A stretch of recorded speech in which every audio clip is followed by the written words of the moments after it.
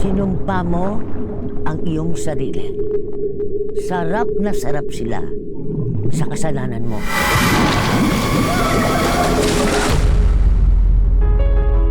Ate, hihintayin kita ha. Sensya ka na, Bonsoy, ah. Hindi ka namin nabigyan ng mas maginhawang buhay. Si Mama po. Nawala ng parang bula. Luna Caceres po. Maglilinis po ako sa inyo. You are such a good daughter, Luna. You're a much better cleaner than Natalia. Kilala niyo si Mama? Bakit parang pag nandito ako sa lugar na to, alam ng lugar na to ang lahat ng iniisip ko. Ang mga alaala ko.